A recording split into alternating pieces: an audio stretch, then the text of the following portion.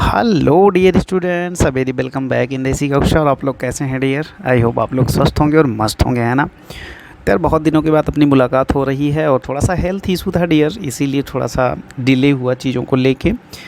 But आप बिल्कुल tension मत लीजिएगा, चीज़ें वन बाय वन करके कवर की जाएंगी और बिल्कुल फाउंडेशन लेवल पे की जाएंगी कि जिससे आपको कभी भी ऐसा ना लगे कि यार हमसे तो बहुत छोटी छोटी बातें कर ली गई, बहुत हल्की हल्की बातें, केवल एनसीईआरटी लेवल की बातें कर ली गई। नहीं, ऐसा बिल्कुल नहीं होगा डियर। बिल्कुल एक्सप्लेन करेंगे, एक एक चीज़ आपको हम बताएंगे। तो आइए, आज हम लोग जो टॉपिक लेने वाले हैं डियर, वो है आपका magnetic effect of electric current. Okay, तो magnetic effect of electric current के बारे में बात करने से पहले थोड़ा सा हम आपको आइडिया दे दें कि अब तक हम लोग क्या कर चुके। अब तक हम लोगों ने क्या किया था, करंट इलेक्ट्रिसिटी हम लोगों ने डील करी डियर्स। करंट इलेक्ट्रिसिटी में आपने चार्ज के बारे में सुना, चार्ज के बाद आपने करंट क्या होता है वो जाना, आपने वोल्टेज क्या होता है वो जाना। करंट और वोल्टेज जानने के बाद आप लोगों ने ओम्स लॉ जाना होगा। ओके, ओम्स लॉ जब आपने क्लियर कर लिया होगा तो ओम्स लॉ के बाद आप लोगों ने रजिस्टर सीखा होगा। रजिस्टर में कॉम्बिनेशन ऑफ रजिस्टर्स, और उसमें 3 तरीके के कॉम्बिनेशंस आपने सीखे, एक सीरीज़, एक पैरेलल और एक मिक्स्ड। ओके, जिसमें आपने क्या कहते हैं, पैरेलल और सीरीज़ दोनों देखे होंगे। ओके, उसके बाद ढेर सारे क्वेश्चंस और ढेर सारे न्यूमेरिकल्स आप लोगों ने लगाए होंगे करंट पे भी, और क्या कहते हैं कि वोल्टेज यानी कि पोटेंशियल डिफरेंस पे, और उसके बाद रजिस्टेंस पे। रजिस्टेंस के बाद थोड़ा सा आगे जैसे ही आप लोग बढ़े होंगे, आप लोगों ने पढ़ा होगा heating effect of electric current. Okay, जिसमें आप लोगों ने इलेक्ट्रिक आयरन पढ़ा होगा और यूनिट्स निकाली होंगी और बिजली का बिल वगैरह भी आप लोगों ने निकाला होगा। कुल मिला के आपने हीटिंग इफ़ेक्ट पढ़ लिया। ओके, तो ये जो चैप्टर आपके लिए डिज़ाइन करा गया है, बहुत ही सिस्टमेटिक वे में आपकी एनसीईआरटी ने आपके लिए सिलेबस को डिज़ाइन किया है डियर। तो अगला जो चैप्टर है आपका वो है magnetic effect of electric current. इसका क्या मतलब हुआ डियर? इसका मतलब ये हुआ कि अब तक आप लोगों ने ये देखा कि हीटिंग इफ़ेक्ट तो वो प्रोड्यूस कर दे रहा था, ठीक है, हीटिंग इफ़ेक्ट वो प्रोड्यूस कर दे रहा था, लेकिन अब आपको एक नई चीज़ पता चलने वाली है। वो ये है कि अगर करंट है,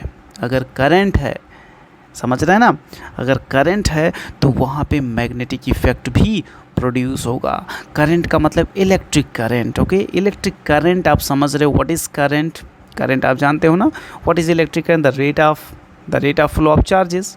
यानी कि अगर चार्ज फ्लो कर रहे हैं डियर, तो वहाँ पे मैग्नेटिज्म प्रोड्यूस होगा। क्या ये बात ऐसे हवा में आ गई? नहीं डियर, ये बात सबसे पहले एक विलियम ओरेस्टेड नाम के साइंटिस्ट ने, ऐसा अपनी बुक्स कहती हैं कि एक विलियम ओरेस्टेड नाम के साइंटिस्ट थे जो 1820 के आसपास में, एक जो साइंटिस्ट थे वो आपके, उन्होंने बताया 1820 के आसपास कि भाई जब इलेक्ट्रिक करंट फ्लो करेगा तो उसमें मैग्नेटिक इफ़ेक्ट प्रोड्यूस होगा। लेकिन ऐसा नहीं था डियर। मैं आपको एक नाम बताऊं, वो नाम है, एक इटालियन ज्यूरिस्ट था, उसका नाम था जियान। रुक जाओ, हम आपको नाम पूरा बता देते हैं जिससे कि आपके पास एक डेटा रहे। GIAN, आप इसको इंग्लिश में जियान पढ़ सकते हो। उसके बाद आगे देखो, इसका पूरा नाम आप देख लो, डिमिनिको, DEMENICO,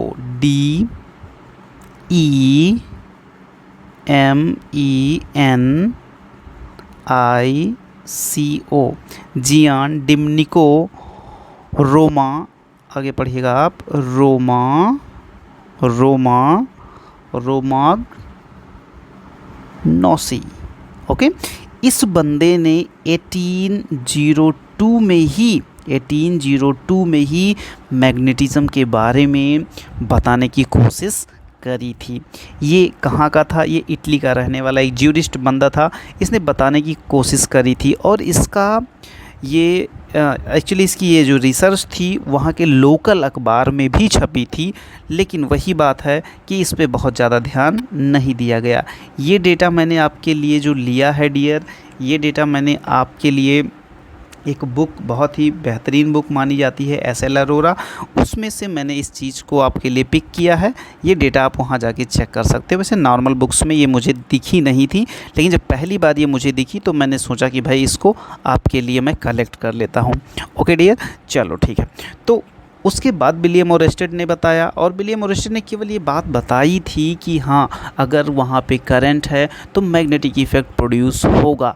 लेकिन बात ये आती है कि मैग्नेटिक फील्ड प्रोड्यूस तो होगी, मैग्नेटिक इफ़ेक्ट प्रोड्यूस होगा, लेकिन कितना होगा ये बात ओरेस्टेड साहब ने नहीं बताई थी।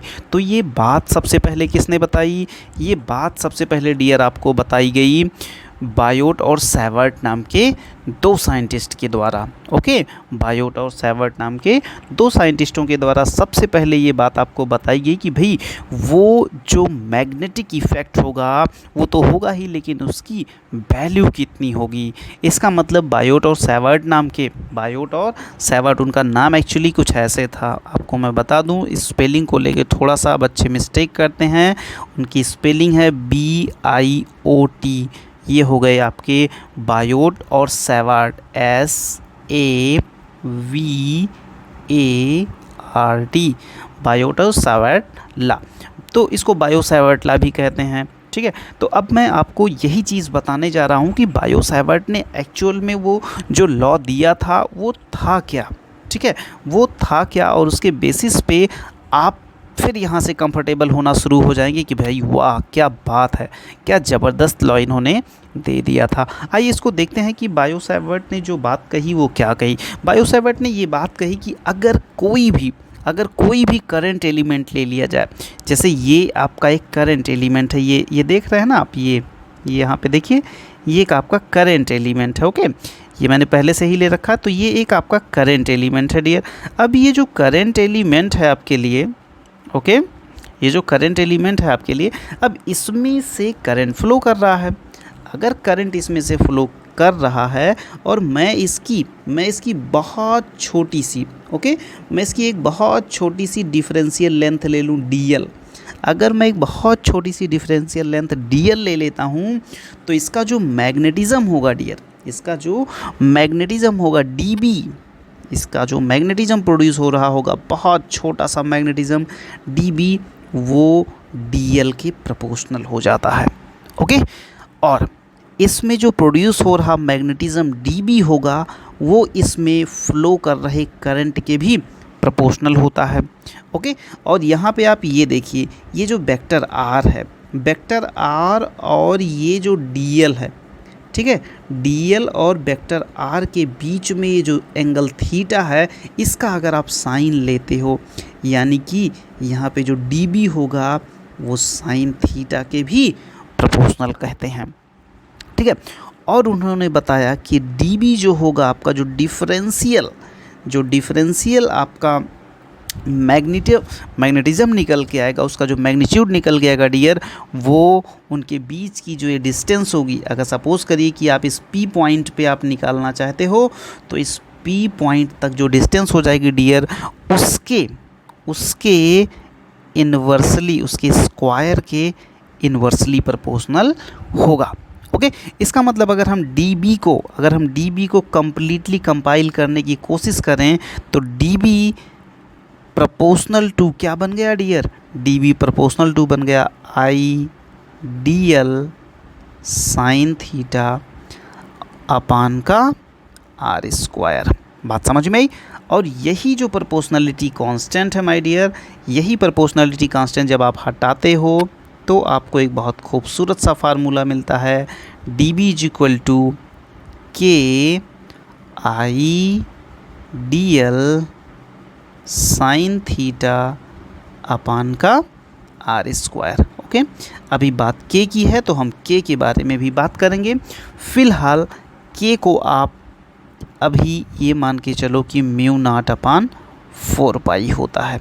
K की वैल्यू जो होती है डियर, वो होती है म्यू नॉट अपान 4 पाई, और म्यू नॉट अपान 4 पाई की वैल्यू भी लगे हाथ आप यहाँ पे लिख लीजिए, ये होती है 10⁻⁻7 टेस्ला मीटर पर एम्पियर। ओके, तो ये बिल्कुल ये वैल्यू आपको याद रहनी चाहिए जब भी आप मैग्नेटिज्म डील कर रहे होंगे, मैग्नेटिक फील्ड इंटेंसिटी आप निकालने की कोशिश करेंगे, तब आपको ये फार्मूला काम आएगा। ओके डियर, तो मुझे ऐसा लगता है कि अगर आपको इतनी बात समझ में आई हो तो मैं आपको थोड़ी सी एक बात और बता दूं कि ये जो फार्मूला है ये हमेशा वैलिड होगा डियर डिफरेंशियल लेंथ के लिए, यानी एक बहुत छोटे से, अगर हम वायर लेते हैं तो उस वायर के एक छोटे से एलिमेंट से जो मैग्नेटिक फील्ड बन रही होगी किसी पॉइंट पे, सपोज़ करिए यहाँ तो हम लोगों ने P की बात कर ली थी ना, यहाँ पे हम लोगों ने किसकी बात कर ली थी, यहाँ पे हम लोगों ने तो P की बात कर ली थी। तो P पे जो मैग्नेटिक फील्ड आएगी उसकी जो इंटेंसिटी होगी वो होगी μ0/4 ideal sine theta upon r square. तो क्या ये बात आपको समझ में आई डियर? अगर ये बात आपको समझ में आई हो तो चलिए ठीक है, अब हम थोड़ा सा और बात कर लेते हैं कि इसका जो डायरेक्शन होगा डियर, इसका जो डायरेक्शन होगा वो आप कैसे फाइंड आउट करेंगे। तो इसका डायरेक्शन जो होता है डियर, सपोज़ करिए कि ये करंट कैरिंग कंडक्टर है, इसमें से I करंट फ्लो कर रहा है, तो यहाँ पे आपका चलता है राइट हैंड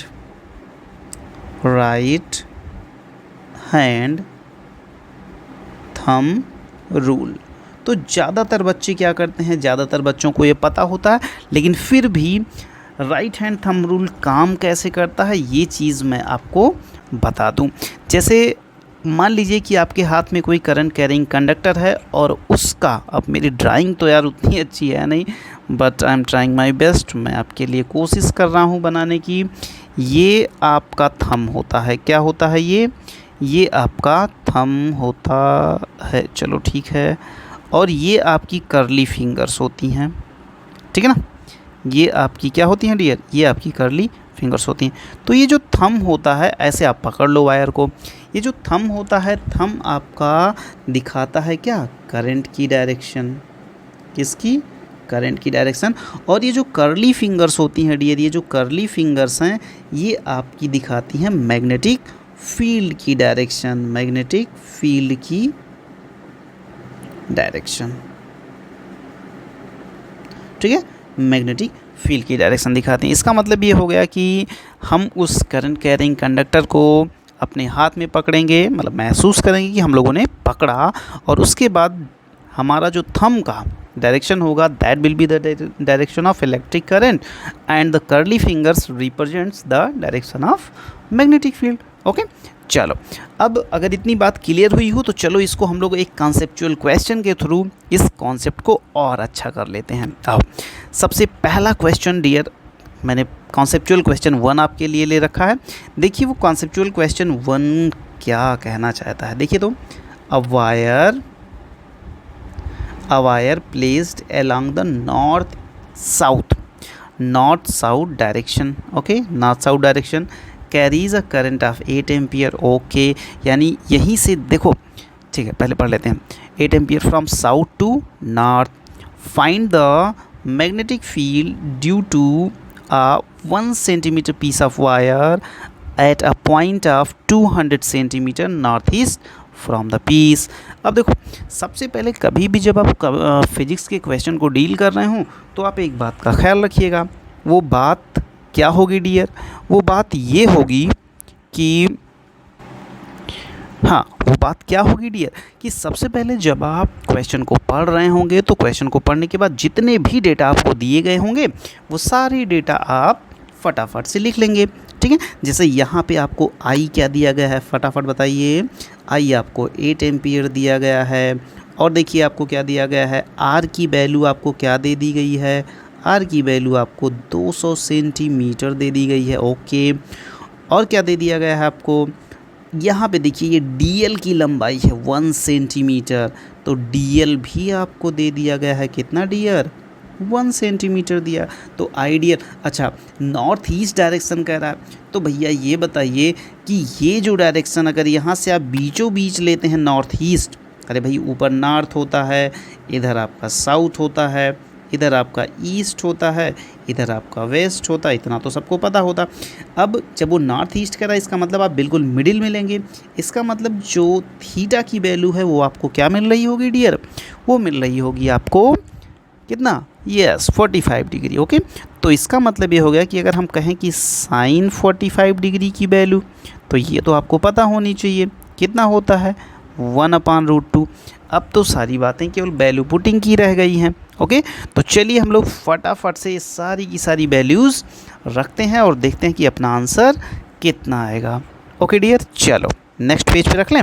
चलो, तो सबसे पहले फिर मैं वही बोलूँगा आपसे कि भाई आपको भले ही पता हो, आपको भले ही पता हो डियर, लेकिन आप सबसे पहले फार्मूला लिखेंगे। फार्मूला क्या होता है, dB = μ0/4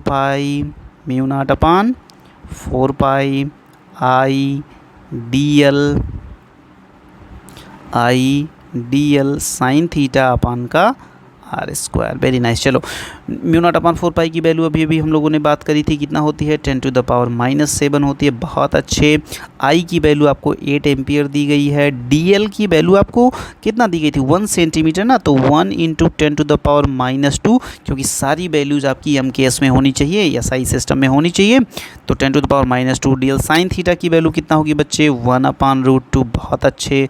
चलो आ जाओ नीचे नीचे नीचे नीचे आ जाओ, फटाफट से आ जाओ 4 पाई इतना तो हो गया r²। r का वैल्यू क्या था 200 सेंटीमीटर, तो 200 × 10⁻², और इस पूरे का पावर आप 2 लगा दो। अब चलो फटाफट से इसको हम लोग कर लेते हैं सॉल्व। और जैसे ही आप फटाफट सॉल्व करना चाहोगे तो देखो भाई, जैसे ही आप स्क्वायर मारोगे तो ये जो 200 है ना, तो ये कितना बन जाएगा, यही मिटा करके इसको ख़त्म करें क्या, इसको 200 को हम लोग बना दें कितना, 200 को हम लोग लिख सकते हैं 2 दूना 4 इंटू 2 इंटू 10⁻⁴। ओके, और सुनो यहाँ पे जो ये पावर -2 है, ये पावर -4 बन चुकी होगी। बोलो हाँ या ना। तो ये पावर को -4 बना दो, तो ये +4 और ये -4 तो यहीं गायब हो गया। बोलो हाँ ना। मज़ा आया कि नहीं, बिल्कुल मज़ा आया। और ये 4 से 8 को आप ऐसे ही ख़त्म कर दो। 10⁻⁻2 है और यहाँ पे क्या है 10⁻7, तो इसका मतलब 10⁻⁻9 तो हमें प्योर मिल गया। ओके, और 2 और /√2 को सॉल्व कर लो, तो 2 इधर देखिए 2/√2 को रेशनलाइज करिएगा तो √2/√2 करोगे, √2 बन जाएगा, ये कट जाएगा। इसका मतलब हम इसको √2 से मल्टीप्लाई करा दें, बस इतना अपना आंसर आ गया डियर। तो √2 से जैसे ही आपने मल्टीप्लाई करा कितना हो गया 1.414। छोटा बच्चा भी जानता है ये सब बातें, इंटू 10⁻⁻4 टेस्ला। ओके, तो था ना आसान। लेकिन हाँ, एक चीज़ आपको ये लग रही होगी कि भैया यार ये बताओ कि ये डीएल कैसे ये डिफरेंशियल लेंथ आपने मान लिया। तो देखो मैं आपको बता दूं डियर कि भाई देखो डी यहाँ पे ये 1 सेंटीमीटर है, कितना है 1 सेंटीमीटर, और ये आर कितना है 200 सेंटीमीटर। जरा हमें ये बताओ कि 200 सेंटीमीटर के कंपैरिजन में क्या 1 सेंटीमीटर डीएल नहीं बन सकता है? बिल्कुल बन सकता है। तो इस बात का आप बिल्कुल ख्याल रखिएगा कि जो भी आप डीएल लेने वाले हो, क्या वो वास्तव में डीएल के काबिल है। अगर हाँ तो क्वेश्चन को आप फॉरवर्ड ले जाइएगा, अदरवाइज़ आप वहीं पे उसको ब्रेक कर सकते हैं। ओके, तो ये क्वेश्चन बहुत ही प्यारा लगा मुझे। तो भाई अब चलिए, अब हम क्या करते हैं, क्वेश्चन को थोड़ा सा लेवल अप करते हैं और चलते हैं कॉन्सेप्चुअल क्वेश्चन नंबर 2। ओके, चलो आ जाओ। वाह भाई क्या बात है। कॉन्सेप्चुअल क्वेश्चन नंबर 2 क्या कह रहा है, एंड डीएल का मतलब, अब हम आपको बताएं क्लास 10th के बच्चे हो लेकिन फाउंडेशन बैच में हो, तो इसलिए ये बात आपको जान लेना ज़रूरी है कि ये जो डीएल है बच्चे, ये जो डीएल है एक्चुअल में ये एक वेक्टर क्वांटिटी है। क्या है वेक्टर क्वांटिटी? भैया इसकी डायरेक्शन क्या होती है? क्योंकि वेक्टर जितनी भी क्वांटिटीज़ होती हैं वो सब के सब क्या होती हैं, डायरेक्शनल होती हैं। तो यस, आप ये जान लीजिए कि डीएल की direction always taken in the direction of in the direction of current. तो इसका मतलब ये हो गया कि dl एक वेक्टर क्वांटिटी है, या आपने जान लिया। उसकी डायरेक्शन क्या होगी, that will be the direction of electric current. Okay बच्चे, चलो इट्स ओके। तो dl इज इक्वल टू क्या दिया गया है, चलो फिर से लिख लो। यहाँ पे दिया गया है d यानी कि डेल्टा x i कैप। अब आई जे और के बारे में हमने बताया था आपको कि भाई जो x डायरेक्शन होती है, जो x डायरेक्शन होती है यानी कि ये जो x एक्सिस होता है उस पे हम लोग कंसीडर करते हैं आई कैप। जो आपका y एक्सिस होता है माय डियर, y को हम लोग j मानते हैं, और जो आपका z एक्सिस या z एक्सिस जिसको बोलते हैं अगर वो होता है तो उसको हम लोग k कैप कंसीडर करते हैं। ओके, तो ये बात आप याद रखिएगा। चलो ठीक है, मुझे लगता है कि आप लोग याद रखेंगे। तो चलो आगे चलते हैं। And carries a large current of I is equal to 10 ampere. इसका मतलब क्या हुआ, इसका मतलब हुआ कि I is equal to 10 ampere. Okay, what is the magnetic field on the Y axis at the distance of 0.5 metre. इसका मतलब आर की वैल्यू आपको बच्चे पता चल गई, कितना, 0.5। अच्छा ये बताइए कि डीएल की डायरेक्शन क्या है, आई की। बी कहाँ, बी का मतलब मैग्नेटिज्म कहाँ पूछ रहा है, कहाँ पूछ रहा है, बोलो बोलो बोलो बोलो, वाई एक्सिस पे। इसका मतलब अगर हम लोग ड्रा करने की कोशिश करें, if this is X direction या X axis then this will be Y axis dear. Okay, और इस एक्स एक्सिस पे आपने क्या लिया है, इसी एक्स एक्सिस पे ही आपने तो डिफरेंशियल लेंथ लिया है। इसका मतलब ये हुआ कि ये आपका कहाँ है, ये आपका ऐसे है, ये आपका ऐसे है, ये आपका क्या हो गया, ये आपका dl हो गया। ओके, और dl की वैल्यू क्या है आप जान रहे हो, dl की वैल्यू आपकी दी गई है भैया, ध्यान से देखिएगा, dl is equal to delta x, और डेल्टा x की वैल्यू यहाँ पे देख लो, डेल्टा x की वैल्यू कितनी दी गई है, 1 सेंटीमीटर। 1 सेंटीमीटर तो अपने कहीं किसी काम का है नहीं, तो आप बोलोगे भैया 1 × 10⁻⁻2 मीटर। ओके, तो आपको dl पता चलेगा। अच्छा ये बताइए, अगर x एक्सिस ऐसे ऐसे है और y एक्सिस जस्ट इसके ऊपर है तो इसके बीच का एंगल कितना होगा बच्चे, दूध पीता बच्चा भी बोल देगा भाई 90 डिग्री। तो इसका मतलब ये हो गया कि साइन 90 की वैल्यू क्या आएगी बच्चा, साइन 90 का मतलब होता है 1। ठीक है, तो चीज़ें आपको पकड़ में आ गई। आई की वैल्यू आप देख ही रहे हो कितना है, 10 एम्पियर, और आर की वैल्यू 0.5 मीटर दिया गया है, तो कोई टेंशन लेने की बात नहीं। इसका मतलब अब हम लोग फटाफट से कहाँ आ सकते हैं, अब हम लोग फटाफट से सॉल्यूशन पे आ सकते हैं। चलो लिख दो, d b is equal to, फिर से मैं बोलूँगा बच्चे, यहाँ कॉर्नर पे आओ, छोटा सा लिखो डी बी, पूरा फार्मूला लिखो, μ0/4 pi I D L sine theta upon का आर स्क्वायर। जैसे ही आप ये लिख लो, तुरंत μ0/4 पाई की वैल्यू 10⁻⁻7 पुट करो। ओके, बहुत अच्छे। आई की वैल्यू जल्दी से फटाफट बच्चे बोलो, 10 एम्पियर। ओके, डीएल की वैल्यू हर बच्चा जानता है, आप भी जानते हो कितना, 10⁻⁻2। Very nice. साइन थीटा की वैल्यू 1 है, तो लिखो चाहे ना लिखो कोई फ़र्क नहीं पड़ेगा, और 0.5 यहाँ पे 0.5 पुट कर दो। ओके बच्चा, तो चलो देख लेते हैं कितना आता है भैया। ये -2 और ये पे माइनस कितना, -2 -7 माइनस कितना हो गया, -9, और एक 10 -8 बन जाएगा। इसका मतलब -8 तो भैया पूरा -8 तो भैया 10⁻⁻8 तो पूरा, और 1/1.5 को हम लोग क्या लिख सकते हैं भाई, आधा ऊपर जाएगा ना, तो कितना हो जाएगा, ओहो आर स्क्वायर होता है। इसका मतलब ये कितना हो जाएगा, 0.25 हो जाएगा। इसका मतलब 1/4 का मतलब 4 ऊपर। इसका मतलब कितना आ गया आंसर, 4 × 10⁻⁻8। और भैया पता नहीं ये 4 कहाँ, अरे यार अब इतना लल्लू हो।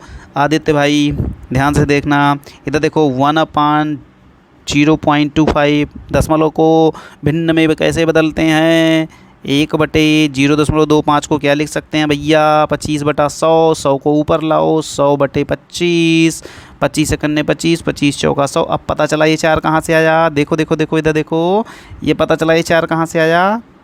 आदित्य स्पेशली आप देखो, हेलो, समझ में आ रही बातें, बहुत अच्छे, वेरी गुड। इसका मतलब आपका आंसर कितना आएगा डियर, आपका आंसर आया 4 × 10⁻⁻8 क्या, टेस्ला। हाँ बहुत अच्छी बात है। मैंने ये चीज़ आपको बताना जो है थोड़ा सा हम भूल गए, लेकिन आप ये जान लीजिए कि मैग्नेटिक फील्ड इंटेंसिटी की जो वैल्यू होगी dear, that will be what, that will be tesla. Okay, हाँ, तो मैग्नेटिक फील्ड की वैल्यू, अरे भाई जैसे आप बाज़ार में जाते हो तो चीनी किस में ख़रीद के लाते हो? लीटर में? नहीं भाई, चीनी किलोग्राम में ख़रीद के लाते हो। दूध खरीदने जाते हो क्या? दूध खरीदने जाते हो मीटर में खरीद के लाते हो क्या? नहीं, लीटर में खरीद के लाते हो। वैसे मैग्नेटिक फील्ड इंटेंसिटी की वैल्यू जो आएगी that will be in yes Tesla. Okay, हाँ, तो टेस्ला इसकी यूनिट होती है, और भी यूनिट्स होती हैं। आते आते आते हम लोग इन सारी बातों पे चर्चा करेंगे डियर। अब मुझे ऐसा लगता है कि स्टार्टिंग से हम लोगों ने बायो-सैवर्ट लॉ पे पूरी बातें करी। बायो-सैवर्ट लॉ के बारे में आप लोगों ने ये सारी बातें सीखी कि dB क्या होता है, ideal sine theta upon r square होता है, जहाँ पे के कांस्टेंट लगता है और के की वैल्यू क्या होती है, म्यू नॉट अपॉन 4 पाई, जिसकी वैल्यू होती है 10⁻⁷ टेस्ला मीटर पर एम्पियर। ओके, और उसके बाद आप लोगों ने सीखा डियर कि फ्लेमिंग्स का राइट हैंड रूल क्या था। तो राइट हैंड रूल क्या कहता है कि भाई थम की डायरेक्शन में होगा करंट, कर्ली फिंगर्स आपकी डोनेट करेंगी क्या, डोनेट नहीं डिनोट करेंगी क्या करेंगी, यस, मैग्नेटिक फील्ड। और उसके बाद हम लोगों ने कॉन्सेप्चुअल क्वेश्चन 1 उड़ाया, और कॉन्सेप्चुअल क्वेश्चन 1 उड़ाने के बाद हम लोगों ने कॉन्सेप्चुअल क्वेश्चन 2 उड़ाया। और मुझे ऐसा लगता है ये दोनों कॉन्सेप्चुअल क्वेश्चन करने के बाद आपका बायो-सैवर्ट लॉ तो भाई माशाल्लाह हो गया होगा। चलिए देखते हैं कि आपका बायो-सैवर्ट लॉ पे कितनी पकड़ हुई, कितनी ग्रिपिंग आई आपकी। तो चलिए ठीक है, फटाफट से हम क्वेश्चंस को एक बार पढ़ेंगे, और आपके स्क्रीन पे क्वेश्चन आ गया होगा डियर। अब आपको क्या करना है, question number 1, question number 2, question number 3, ये तीनों क्वेश्चन, हालांकि नीचे मैंने आंसर लिख दिए हैं। अब आपको solve and comment the answer तो मैंने यहाँ पे आपको बता दिए हैं, इसलिए बता दिए हैं कि भाई हो सकता है कि बहुत सारे बच्चे लगाएं, उनका आंसर क्या आएगा क्या नहीं, तो वो परेशान रहें, इसलिए मैंने आंसर नीचे पुट करवा दिए हैं। तो आंसर तो आपको मिल जाएगा, लेकिन एक बात याद रखिएगा डियर, आपके क्वेश्चन बने कि नहीं बने, आप इस सेशन को कितना एंजॉय किए, ये ज़रूर से ज़रूर आप हमें बताएं, क्योंकि अब हम यहीं से जर्नी स्टार्ट करेंगे। ओके, तो ये था डियर कि एक डिफरेंशियल लेंथ के थ्रू जब आप मैग्नेटिक फील्ड निकालने की कोशिश करते हो तो कितना आती है। अब मैं आपको जानकारी के लिए बता दूं माय डियर कि जो नेक्स्ट सेशन अपना होने वाला है वो किस पे होगा, थोड़ा सा तैयारी बना के आइएगा लेक्चर में और मज़ा आ जाएगा। तो अगला जो टॉपिक होगा आपका, जो होगा टॉपिक नंबर 2 होगा कि magnetic field due to a long straight current carrying conductor. क्या? लॉन्ग तो रहेगा ही, साथ में straight, long straight current carrying conductor. अरे भाई कंडक्टर वो वाला मत लिखना, बस वाला, ये कंडक्टर होता है। ओके डियर, तो ये हम लोग डील कर रहे होंगे और इसमें आपको हम कुछ एडवांस लेवल की चीज़ सिखाएंगे, थोड़ा सा डिफरेंशिएशन, थोड़ा सा इंटीग्रेशन, थोड़ा सी प्यारी प्यारी बातें करेंगे और आपको लगेगा yes I am in foundation level of class. Okay, तब आपको आएगा मज़ा। तो चलिए डियर, ये क्वेश्चन आप हमें कमेंट करके ज़रूर बताइएगा। इतना देर हमें सुनने के लिए, इतना हमें झेलने के लिए थैंक यू वेरी मच बच्चा party, thank you very much. बस ऐसे ही आप मुस्कुराते रहिए और ज़बरदस्त फोड़ते रहिए, जहाँ कहीं भी रहो डियर, एकदम स्वस्थ रहो, मस्त रहो, व्यस्त रहो और ज़बरदस्त फोड़ते रहो, क्योंकि अब की बार CBSE पार। अब की बार क्या करना है, अब की बार CBSE पार। अब की मार दो यार, मान लो अब की बार अपने यहाँ से जो 98% आया था, हाईएस्ट परसेंटेज, अब की मैं सोचता हूँ और मैं ये चाहता हूँ यार, मेरी दिली इच्छा है कि आप लोग अब की बार इसको भी बीट करें और लाइन 99 एंड 100% तक का रिजल्ट। ओके बच्चा पार्टी, आप जहाँ कहीं भी बिल्कुल स्वस्थ रहिए, मस्त रहिए, व्यस्त रहिए और ऐसे ही मचाते रहिए। चलिए मिलते हैं नए लेक्चर में कुछ नए कॉन्सेप्ट के साथ, तब तक के लिए Jai Hind. Okay tata, bye bye, love you, take care, good night.